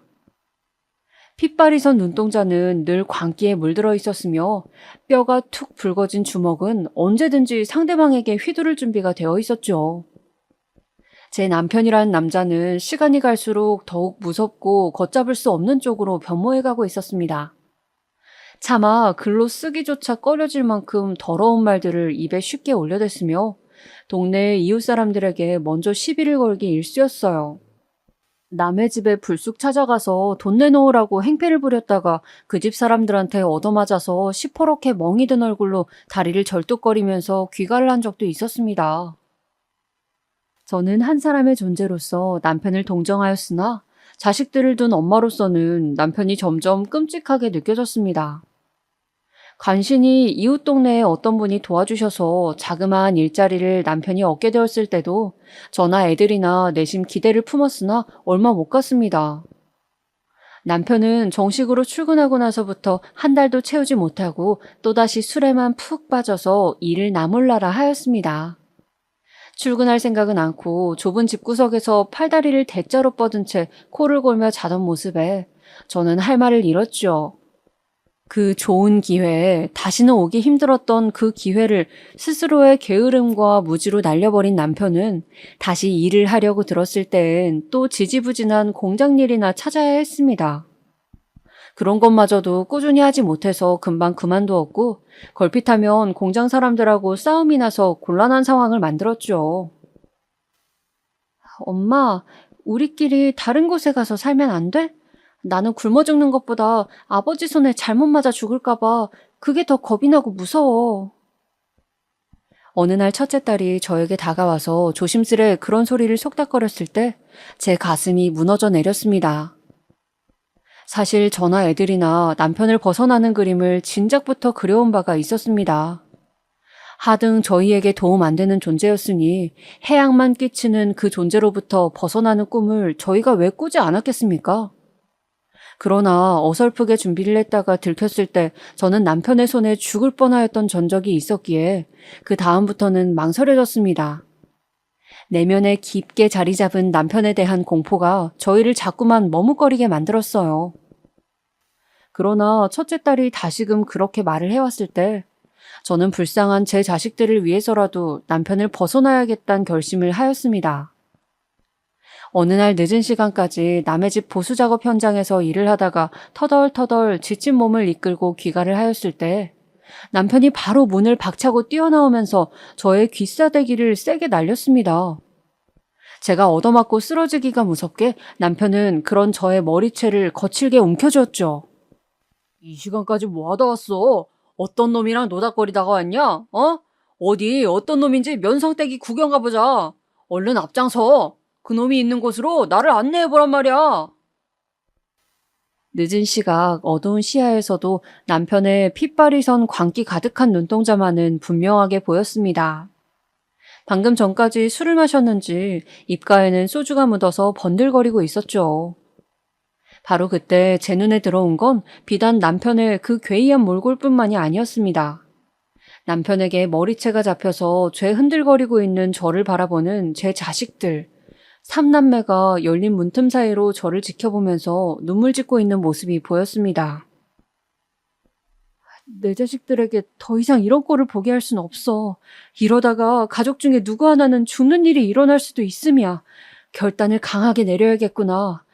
어쩌다 이런 부모를 만나서 인생의 첫 장부터 고생들을 하고 사니, 얘들아. 이 엄마가 미안하다. 바로 그 다음 날이었습니다. 저는 부쩍 풀이 죽은 척 남편이 보는 앞에서 연기를 하였고, 저를 두고 남편이 외출을 하자마자 황급히 짐부터 챙겼습니다. 머릿속에서 모든 게 그려져 있었기 때문에 빠른 속도로 준비를 마칠 수 있었죠. 둘째와 셋째의 손을 잡고 남편이 나선 방향과 반대로 내달렸습니다. 그리고 일부러 이른 시간에 나가 있었던 첫째와 만나서는 무조건 멀리 나가는 버스를 탔습니다. 엄마, 이제는 어떻게 하면 좋아? 우리는 어디로 가야 돼? 첫째 딸이 저에게 그렇게 물었을 때 둘째와 셋째도 불안한 눈빛으로 저를 바라보았습니다. 저는 두 방망이질 치는 심장을 억누른 채 침착하게 제 자식들을 향해 일러주었죠. 먼 친척 집으로 우선은 가려고 해. 거기까지 가는 경비는 되니까. 얘들아, 우리는 도중에 쉴 수가 없으니까 빠릿하게 움직여야 한다. 알았지? 착하게 고개를 끄덕이던 제 자식들을 데리고 저는 머나먼 지방까지 향했습니다. 그곳은 사실 저와 진짜로 친척은 아니었고 친척의 지인 되는 사람의 집이었습니다. 제가 아주 어렸을 적에 잘 따르면서 이모라고 불렀던 존재였죠. 늦은 시각에 불쑥 방문을 한 저를 보면서 그 가족들이 화들짝 놀랐습니다. 저를 오랜만에 보는 이모는 한눈에 저를 알아보지 못하였다가 이내 제가 누군지 알아차리고선 손으로 입을 틀어막았습니다. 세상에, 이게 얼마만이니? 너 그간 어떻게 살았니? 얘네가 다 네 애들이야? 그럼 애들 아빠는? 저도 모르게 초연한 표정을 짓고 말았는데 그것으로도 이모는 많은 것을 짐작한 눈치였습니다. 이모에게는 이미 장성한 자식 둘이 있었고 조부모를 모시며 살고 있는 상황이었습니다. 허름한 집에 여럿이 살 공간은 없어 보였죠. 우선 그날은 밥을 먹고 구석에 한데 모여 누워서 잠을 청하였지만 애들은 생각이 많은 듯 하였습니다. 우리가 다 여기서 지낼 수는 없는 거지? 첫째 딸이 조심스럽게 물어왔을 때 저는 고개를 끄덕여 주었어요. 이런 상황은 이미 각오한 바였습니다. 저는 둘째와 셋째가 곤히 잠든 것을 확인하고 나서야 첫째와 가만히 대화를 나누었습니다. 그리고 이튿날 이모에게 간청을 하여 당분간 둘째와 셋째를 그곳에 맡기는 것으로 하였어요. 다음 달에 반드시 애들을 찾으러 오든가 아니면 돈을 붙여드리든가 하겠습니다. 양자 태기를 꼭 할 터이니 애들을 부탁드릴게요. 2명까지는 도저히 힘들겠다고 도리지를 치던 이모는 저의 간절한 모습에 이내 수락을 해주었죠. 저는 첫째를 데리고 이번에는 제가 17살에 처음 일을 시작했을 때 인연을 맺었던 아는 언니의 집으로 향하였습니다. 그 언니는 저를 처음 만났을 당시에 고향을 떠나와 1년간 친척집에 살면서 여기 일을 다니는 것이라고 했었거든요. 저에게 나중에 편지를 꼭 하라면서 고향집에 주소를 남긴 뒤 떠났었습니다. 제정신이 아닌 남편과 살다 보니 별것을 다 조심해야 했기에 저는 그 주소가 적힌 종이를 진작에 처분했었습니다만 제 머릿속에는 그 글자들이 선명하게 남아 있었어요. 그건 남편에게 아무리 머리를 맞아도 날아가지 않더군요. 이윽고 도착한 곳은 다름 아닌 식당이었습니다. 계세요? 최명자 씨를 찾아서 왔는데요. 조심스레 인사를 하며 들어서자 주방에 있던 한 사람이 허리를 피면서 제 쪽을 바라보았습니다. 전에 알고 지냈던 바로 그 언니였습니다. 너 여기는 어쩐 일이니? 아유, 이게 얼마만이야. 너 그때 그 미친놈하고 헤어진 애 만회하고 있었는데 안 그래도 그 후로 네가 어떻게 살았는지 궁금했었어. 그 언니는 가족이 작게 식당을 운영한다고 했었습니다. 잘 안 돼서 장사를 접을까 말까 한다고 들었었는데 다행히 세월이 흐른 후에 처음 찾아온 것이었음에도 식당이 존재하고 있었습니다. 저는 거두절미하고 그 언니에게 제 첫째 딸을 맡기고 싶다는 뜻을 밝혔습니다. 얘가 부모를 잘못 만나서 학교를 못 다니고 있을 뿐이지 머리가 정말 좋아. 어떤 일이든 군말 없이 다 해내는 애야. 언니가 제발 얼마간이라도 맡아주면 안 될까? 식당에서 일을 하는 것으로 머물게 해달라고 저는 그 언니에게 간절히 부탁하였습니다. 그 언니네 사정도 여의치 않아 보였기에 저까지 신세를 진다는 것은 어불성설이었으나 첫째 딸 한 명이라면 어떻게든 밀어붙여보고 싶었죠. 오래 고심하던 그 언니는 자기 가족들과 상의를 한 끝에 저희 첫째 딸을 받아주었습니다. 그렇게 저는 삼남매를 모두 남의 손에 맡긴 후 길을 떠났습니다. 돈을 벌어야 했으니까요.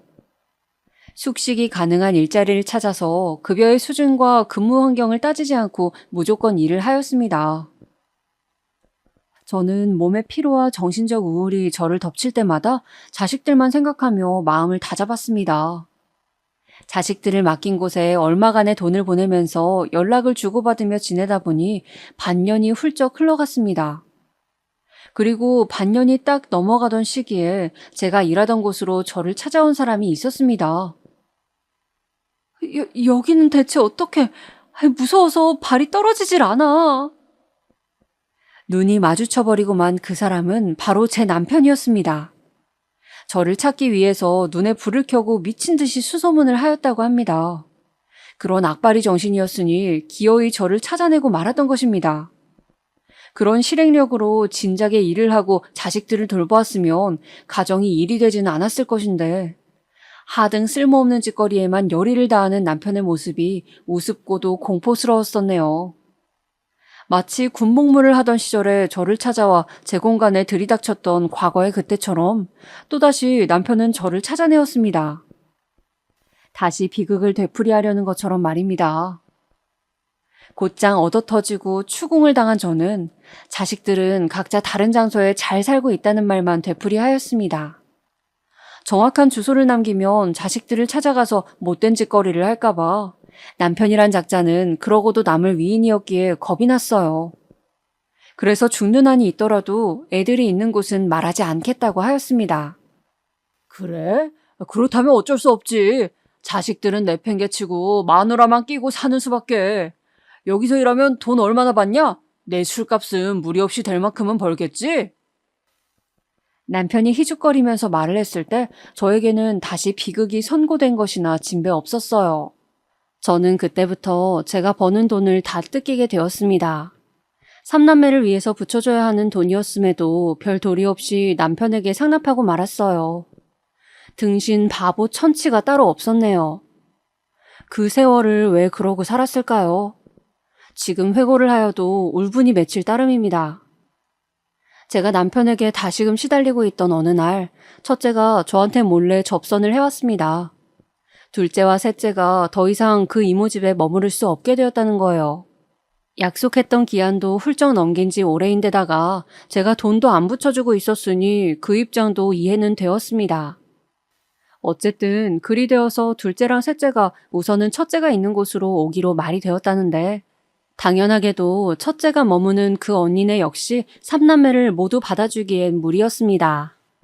엄마, 동생들이 오면 다시 저희 넷이서 어디론가 떠나요. 그러면 되잖아요. 첫째 딸의 말에 정신이 번쩍 들었죠. 그럴 심산으로 첫째는 자기 동생들을 자기가 있는 곳으로 오라 그랬다고 하는 겁니다. 다시 용기를 낸 저는 마음을 단단히 먹었고 어느 날의 점심 휴게 시간에 일하던 곳을 떠나버렸습니다.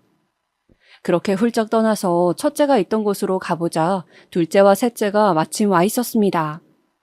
저희는 지체 않고 얼른 이동하기로 했죠. 그때 저희를 배웅하던 그 언니가 저에게 얼마간의 돈을 쥐어주었어요. 큰 도움이 못 되어서 미안하다. 앞으로 좋은 일만 있길 바랄게. 그 돈을 받고서 눈물이 후두둑 떨어졌었네요. 그런 선의를 맛보고 살았었기에 제가 남편이란 작자에게 시달리며 살면서도 감정을 잃어버리지 않았던 것 같습니다. 갚기 힘든 신세를 진 그 언니에게 인사를 한 것을 끝으로 저는 애들을 데리고 길을 나섰습니다. 저희가 원래 살았던 지역으로 올라와서는 다른 동네에 자리를 잡았죠. 그리고 얼마가 지났을 때 충격적인 소식을 접하게 되었습니다. 저희들을 찾아 헤매고 있던 남편이 행적을 따라서 이 부근까지 왔다가 사망을 하였다는 사실이었어요. 길에서 정신을 잃고 쓰러졌는데 그대로 회복하지 못하고 영영 세상을 떠나버렸습니다. 아마도 술독에 빠져 살았던 것 때문에 건강에 이상이 와서 그리 된 것 같다고 이런 식의 추측들이 들려왔어요. 아버지가 돌아가셨다고? 그 무서우신 분이? 엄마, 도저히 안 믿겨. 애들이 그런 혼란을 겪었을 만큼 남편은 어마어마한 존재감을 자랑하던 사람이었습니다. 이토록 허망하게 한순간에 떠나버리다니 저 역시도 쉽사리 믿어지지 않아서 계속 정신이 멍하였습니다. 남편이 유명을 달리하고 나서야 그의 사진을 꺼내보았습니다. 젊은 시절의 남편이 사진 속에서 제법 준수한 미소를 짓고 있었어요. 생긴 것은 훤칠한 편이었죠. 겉가죽처럼 소갈맹이도 번듯하게 살아주었다면 얼마나 좋았을까. 죽는 그날까지 자기 부인으로부터 자식들로부터 한 번을 인정을 못 받고 대접을 못 받고 갔네. 이 부질없이 살다 간 사람아. 당시가 지금과 세태가 다르기도 하였지만 어쨌거나 남편은 이혼이라는 제도가 통할 작자가 아니었습니다. 그런 식으로는 저나 애들이나 남편에게서 벗어나기 힘들었어요. 끝없이 도망치는 것뿐이었는데 결국은 그 장본인이 스스로 연기가 되어 사라졌습니다. 그러니까 달리 보자면 한 사람의 죽음으로 한 가정이 자유를 찾게 된 셈이었습니다. 저와 애들은 이제 인생을 새로 살아가야 했어요.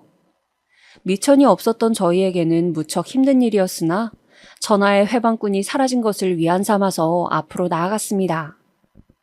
그리고 얼마 지나지 않아서 첫째 딸이 결혼을 하겠다고 저에게 말을 해왔어요. 아직 네가 나이도 적당히 차지 않았건만 결혼이라니. 일찍이 남자를 만나 살림을 꾸리게 된 것은 이 엄마로도 좋게. 너는 그러지 않았으면 좋겠어. 저는 제가 어린 나이에 남자를 만나서 얼마나 후회를 하였는가 하는 이야기까지 꺼내면서 첫째 딸을 설득해보려고 하였으나 먹히지 않았습니다. 결혼할 거라고 첫째 딸이 데려온 청년은 인상이 모범적이어서 그나마 제 마음을 누그러뜨렸죠. 시댁에 들어가서 살면 되니까 결혼하면서 내가 크게 돈 들 일은 없어. 엄마, 우리 상황에서 차라리 내가 빨리 결혼하는 게 나을지도 모르는 일이야. 그리고 나는 안정적인 나만의 가정을 얼른 꾸리고 싶어. 저는 당시의 첫째 딸의 심정을 제대로 이해하지 못하였지만 세월이 지날수록 깊게 이해가 되더군요. 첫째 딸은 자기가 안정적인 가정 안의 공기를 느껴보지 못했었기에 그것을 갈망하면서 자기가 이뤄내어 맛을 보고 싶었던 것입니다. 삼남매 중에서 맏이라는 것은 바꾸어 말하면 가장 자기의 문제적인 부친을 오래 경험하고 봐온 사람이라는 얘기였어요. 첫째 딸은 자기 동생들보다도 자기 부친의 행태를 더 많이 겪으면서 잘 알고 있었기 때문에 이상적인 가족이 어떤 것인가 하는 생각에 혼자 골몰하고는 했던 것 같습니다. 그렇게 첫째 딸은 금세 결혼을 하여서 제 곁을 떠나갔고 자기 시댁으로 들어가서 살았습니다. 이듬해 바로 출산을 하여서 저에게 손녀를 안겨주었고 저는 그날로 할머니가 되어버렸네요. 둘째 딸은 열심히 돈을 벌었습니다. 자기 동년배의 친구들이 학업에 열중하면서 즐겁게 학교 생활을 하고 있을 때 부모를 잘못 만난 죄로 가엾은 제 둘째 딸은 일을 다녀야만 했었죠. 그럼에도 투정 하나 부리는 법이 없었습니다. 기특하고 불쌍한 제 둘째 딸을 위해서 그리고 셋째 아들을 공부시키기 위해서 저 역시도 열심히 일을 다녔습니다. 손에 쥐는 돈은 적었으나 더 이상 남편에게 빼앗길 일도 전전긍긍하며 마음 졸일 일도 없었기에 기분만은 홀가분하였네요. 둘째 딸과 제가 버는 돈은 차곡차곡 모아졌으며 셋째 아들의 교육비에 들어갔습니다. 그래서인지 둘째는 자기 언니보다 결혼을 훨씬 늦게 했어요. 첫째가 워낙 일찍 시집을 가버린 탓도 있었지만요. 자기 동생을 대학까지 보내놓고 나서야 둘째는 결혼을 하였습니다. 셋째는 저희 집에서 유일하게 고등학교를 나오고 대학교를 나온 인물입니다.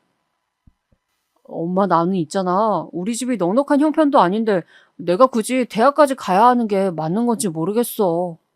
고등학교에 재학하던 당시에 셋째가 한숨과 함께 저한테 그런 얘기들을 진지하게 한 적이 있었는데 제가 단호하게 말해주었어요. 네가 대학에 들어간다는 건 단순한 의미가 아니야. 그건 우리 모두의 꿈이야.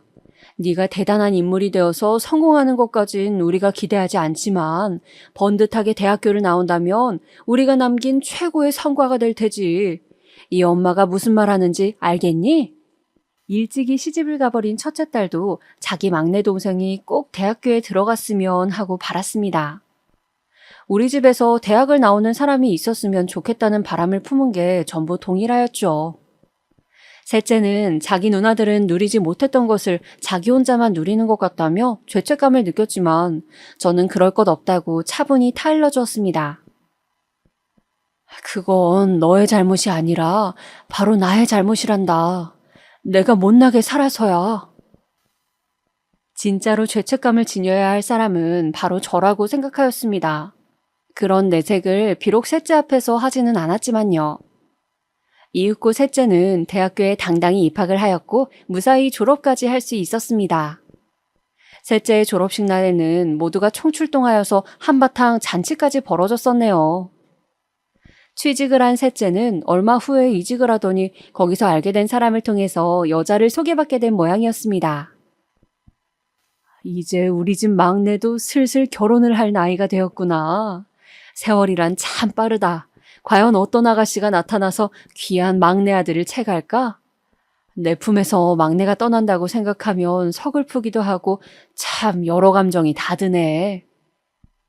저는 왠지 셋째 아들이 결혼까지 하게 될 것 같다는 예감에 휩싸여 있었습니다. 변변치 않은 집안 형편이었기 때문에 결혼을 잘 시킬 수 있을지 그런 걱정이 앞섰죠.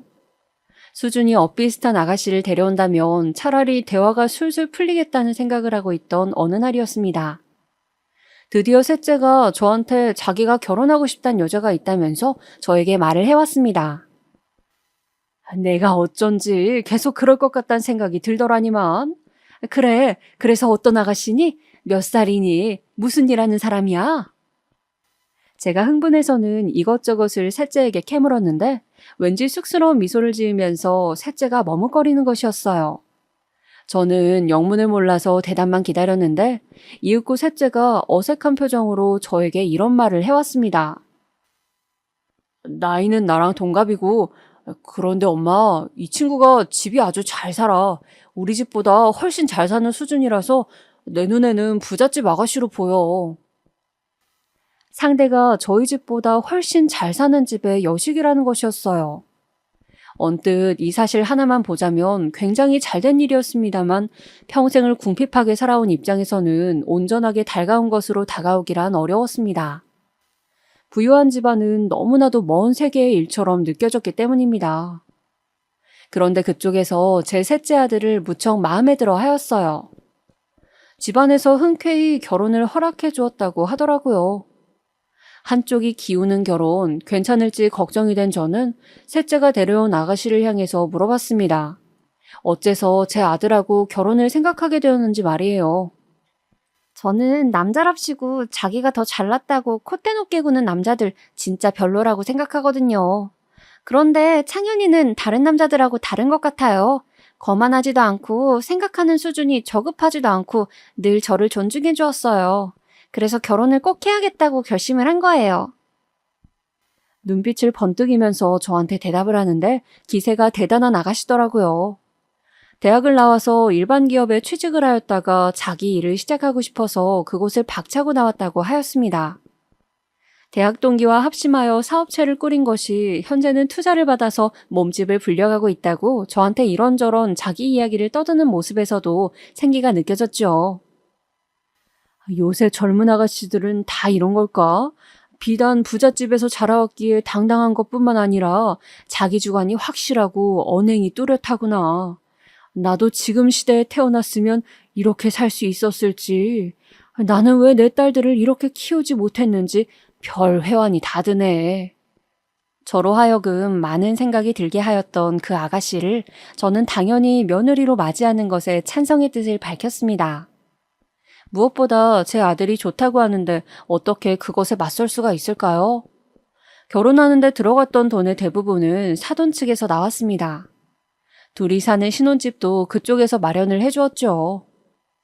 저는 제 아들이 그토록 좋은 집안의 신부감을 찾아서 장가를 들었다는 사실에 무척 기쁘면서도 다른 한편으로는 결혼할 때 내가 이렇게나 도움을 줄 수 없다니 하는 자괴감이 들어서 슬펐습니다. 이렇게 저는 3남매를 모두 시집장가 보내어서 혼자가 되었어요. 둘째까지 저에게 손주를 안겨준 상황이었기 때문에 앞으로 셋째한테 이세 소식이 생긴다면 이제 3남매 모두가 자기들이 부모가 되어서 살아가는 것이었습니다. 인생이란 이렇게 돌고 도는 것이라는 생각을 하였네요. 셋째가 결혼한 지 3개월여가 지났을 때 며느리가 사무실을 이전한다는 소식을 듣게 되었어요. 원래는 큰 건물에서 공용 사무실로 쓰는 공간에 한 칸을 빌려서 써왔었다고 합니다. 그런데 몸집이 커졌기 때문에 더 좋은 공간으로 옮기는 것이라고 하더군요. 5층짜리 작은 건물이었지만 그곳에서 꽤나 넓은 사무실을 며느리가 차린 회사가 사용하게 되었습니다. 정말 멋진 일이었죠.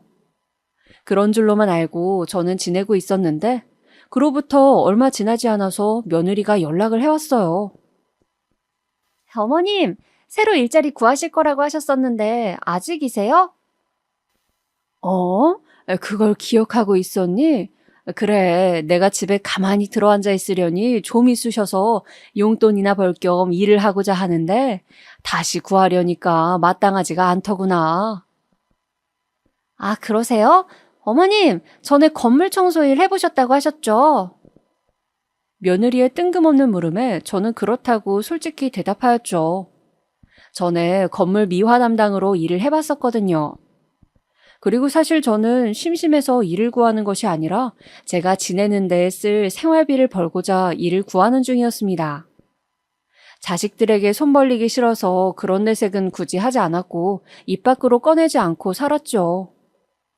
아무튼 그런 저한테 며느리가 자기 회사로 와서 사무실 청소일 좀 해달라는 것이었습니다. 공간이 넓은 것도 아니라서 힘드실 일도 없어요. 저도 어차피 청소하실 분을 두기는 해야 하는데 구하기 번거로웠거든요. 어머님께서 이 일을 맡아주신다면 좋을 것 같은데 어떠세요? 저는 거절하는 신용을 하려니 민망하여서 즉각적으로 그 일을 하겠다고 나섰습니다. 제가 사는 집에서 버스를 타고 한 번에 갈 수 있는 거리인데다 자기 회사까지 차려서 부릴 정도로 잘난 며느리라면 저에게 부족한 대우를 해줄 것 같지는 않았거든요. 불편한 상황이 만들어질 것 같지 않았기에 저는 통화를 마친 그 다음 주부터 며느리의 회사가 있는 곳으로 일을 나갔습니다. 건물 관리부 측에서 지급되는 근무복이 있더라고요. 그것을 갖춰 입은 채로 청소도구를 손에서 놓지 않고 이곳저곳을 청소하며 돌아다녔습니다. 분명 넓은 공간이 아니라고 하였는데 나 혼자서 청소해야 하는 구역이 왜 이다지도 많은 것이지? 이토록 한참을 돌아다니면서 청소를 하였는데 아직 사무실 내부는 청소 작업을 시작하지도 않았잖아. 나보다 한참 젊은 인력이 와야 혼자서 감당이 될 것만 같은데 정말로 이 일을 나보고 혼자서 하라고 한 것이 맞는지. 저는 혼이 쏙 빠질 정도로 열심히 청소를 하였는데 다 마치고 나서 며느리를 슬쩍 찾아가 물어보았습니다. 이러이러하게 청소를 다 했는데 이걸 정말 나 혼자 하랍시고 부른 것이 맞느냐고 말이죠. 네, 어머님, 당연히 맞죠. 그건 원래 혼자서 하는 영역이니까요. 무슨 문제라도 있으세요? 며느리가 너무나도 태연하게 답을 하니까 제가 망설여졌습니다. 결혼할 때 며느리 집안에서 거의 다 모든 비용을 감당하였기 때문에 그것까지 고려하자면 제가 왠지 할 말이 없어지는 것이었습니다. 아들의 면을 봐서라도 열심히 일을 하자 싶었어요. 최소한 한 달은 채워야 일한 사람으로서 할 만큼 해봤다고 말을 할 수 있는 거라고 저는 여겼었거든요. 며느리가 섭섭지 않게 준다고 하였기에 저는 그 말을 믿으면서 열심히 일을 하였습니다. 중노동을 하려니까 관절이 다 시큰거리면서 쑤셔왔지만 꾹 참고 내색 한 번을 안 했네요. 그런데 한 달치 급여를 받게 되었던 날 저는 제 두 눈을 의심하였습니다. 뼈가 빠지게 그 청소를 다 했는데 50만 원? 이건 아닌 것 같아서 제가 법정 최저시급을 찾아봐 계산을 해보았더니 제가 받은 금액이 터무니없이 부족했습니다. 차분히 생각을 정리한 제가 다음날 며느리를 찾아갔어요. 150이 아니라 50이 맞냐고 물었더니 맞다고 하더라고요. 노동에 걸맞은 대가를 지불해드린 건데 문제 있나요? 문제가 왜 없니? 나라에서 정한 최저시급은 줘야 맞는 거잖아. 제가 나지막하게 말하니까 갑자기 며느리가 큰 소리로 웃었습니다. 그 바람에 사무실에 있던 직원들이 저희 쪽을 모두 주목하였죠. 세상에, 호의가 계속되면 권리인 줄 안다더니 50만 원 드리는 것도 감지덕지로 여기세요. 본인의 분수를 아셔야죠. 저는 자기가 누릴 수 있는 것 이상을 탐하는 사람들을 진짜로 혐오하거든요. 며느리가 소리를 지르다시피 크게 외쳤고 다들 쑥덕거리는 모습이 제 눈엔 들어왔습니다. 저는 너무 민망해서 도망치듯이 자리를 피해버렸어요. 저에게 쏠렸던 그 시선들이 자꾸만 눈에 아른거렸고 며느리가 저를 비웃으며 호통쳤던 것 때문에 자꾸만 심장이 벌렁거렸습니다. 이를 어쩌면 좋을까 고민하다가 첫째 딸에게 연락을 하였어요. 절대 아들한테는 말하지 말라고 이른 뒤 제가 겪은 상황을 전달해 주었죠. 그랬더니 역시 명철한 제 장녀가 일단은 화를 냈다가 이내 잠잠해져선 저에게 묘책을 알려주었습니다. 호인이 권리니 아주 개소리를 하고 자빠졌네? 법대로 하라 그래 엄마, 법대로. 엄마 근로계약서도 안 쓰고 일하신 거잖아. 그거 신고 때려버려. 저는 그것까지는 미처 몰랐는데 근로계약서를 안 쓰고 업장에서 근무를 하면 위법이더라고요. 업주에게 책임이 있다고 하였습니다. 당장에 첫째 딸이 신고를 하였고 인터넷에 며느리의 회사 사이트가 있는데 거기다가도 글을 올렸다고 하였습니다. 제가 다음날 슬쩍 출근을 해보니 며느리와 같이 일하는 직원이 저를 보고 놀라더라고요. 저희 대표님의 시어머님이시라면서요? 대표님이 말씀을 안 해주셔서 여태껏 몰랐어요. 인터넷에 올라간 글 덕분에 고부관계를 알게 된 모양이었어요. 그 직원뿐만 아니라 다른 사람들도 하나같이 시어머니한테 당하는 며느리 얘기는 들어왔어도 시어머니한테 남보다 못하게 구는 며느리는 처음 봤다. 이런 사람하고 같이 일을 하자니 마음이 불편해진다며 떠들어댔습니다. 설마 제가 이렇듯 너무나도 상식적인 방식으로 대처를 할 것이라고는 며느리는 상상도 못한 모양이었나 봐요. 저를 심하게 얕잡아 본 것이겠죠? 저를 따로 불러낸 며느리의 얼굴엔 열이 잔뜩 올라 있었습니다. 나는 내 정당한 권리를 주장했을 뿐인데 무슨 문제라도 있니? 제가 태어나게 나오니까 며느리가 당황하더군요. 제가 못 배우고 가난하게 산 사람은 맞지만 산전수전 다 겪은 인물인데 쉽게 꺾일 리가 있나요? 이제 정확하게 돈 계산부터 다시 해볼까? 나는 당장 이 자리에서 돈을 받아야겠고 너한테 돈이 없다고는 생각되지 않으니 아무런 문제가 없겠지. 그치? 기고만장하게 굴 때는 언제고 며느리가 꿀먹은 벙어리가 되었습니다. 이내 며느리가 저한테 꾸벅 인사를 하면서 사과를 해왔어요. 자기가 생각이 짧았다고 말을 하더군요. 단지 그것뿐이었지만 저는 더 뭐라고 하지 않았습니다. 상대가 제 아들과 결혼한 사람이었으니 그 이상의 분란을 만들고 싶진 않단 엄마의 마음으로요. 탄탄대로만 달려왔으니 앞만 보였겠지. 뒤도 돌아보지 않았을 테고 좌우를 살펴본 적도 없었겠지. 그러니 네가 나한테든 누구에게든 거침없이 쉽게 마음대로 군 것에 의문스럽지는 않단다. 저는 조용히 일러주었고 그때 본 며느리의 얼굴에는 아주 오묘한 감정이 떠올라 있었기에 저로서는 정확히 읽어내는 게 불가능했네요. 그날 며느리는 저에게 최저시급으로 계산한 것 이상의 돈을 주었습니다. 제가 최저시급으로만 받겠다고 하자 며느리가 고개를 저었어요.